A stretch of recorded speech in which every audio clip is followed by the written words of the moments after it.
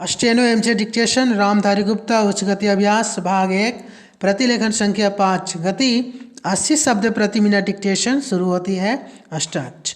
उपाध्यक्ष महोदय, वित्त मंत्री को देश की आर्थिक स्थिति और निर्धनता के संबंध में जितनी जानकारी प्राप्त होती है उतनी किसी अन्य मंत्री को संभव नहीं होती।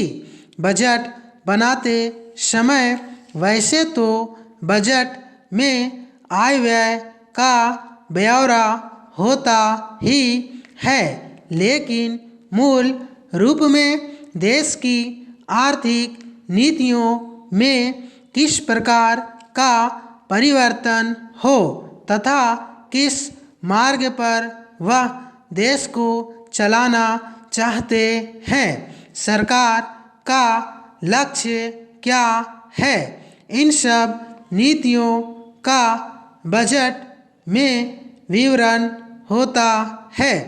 हमारे वित्त मंत्री चाहे जिस पद पर भी रहे हो, चाहे वे मुख्यमंत्री रहे हो या केंद्रीय सरकार में रहे हो, उन्होंने शानदार काम किया।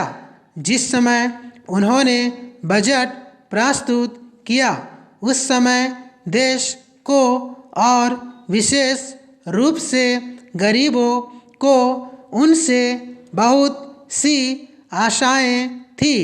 देश में लगभग 6 लाख गांव है, उनमें जो बेरोजगारी है, गरीबी है, उसके संबंध में देश की जनता को उनसे बड़ी आशाएं थी और जनता देखना चाहती थी कि इस अवसर पर सरकारी नीतियों के द्वारा देश को वे क्या मार्गदर्शन देना चाहते हैं। पैराग्राफ।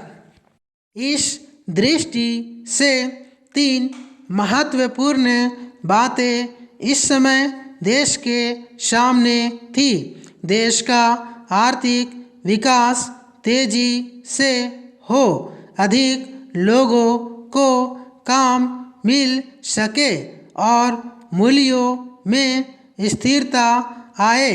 जहाँ तक इन 3 उद्देश्यों का संबंध है, हमने देखा कि उस ओर कुछ प्रयत्न हुए हैं। विशेष रूप से गरीबी हटाओ के संबंध में इस देश में जो चर्चा चल रही है, इस बजट में कुछ सीमा तक उसका उल्लेख मिलता है, क्योंकि जितने भी प्रत्यक्ष कर लगे हैं वे ज़्यादातर धनी लोगों पर और विशेष रूप से शहर के लोगों पर लगाए गए हैं। इस तरह से जो एक प्रकार की आर्थिक असमानता हमारे देश में चल रही है, उसको दूर करने का प्रयत्न अवश्य किया गया है। पैराग्राफ। लगभग 5 दशक पूर्व जब हमारा देश स्वतंत्र हुआ था, उस समय देश में जितने सरकारी कर्मचारी थे वे ऐसा समझ बैठे थे कि अब तक देश में जिस तरह से अंग्रेजों का प्रशासन चल रहा था उस तरह से काम नहीं चलेगा, क्योंकि कांग्रेस के जो नए लोग आए थे, जो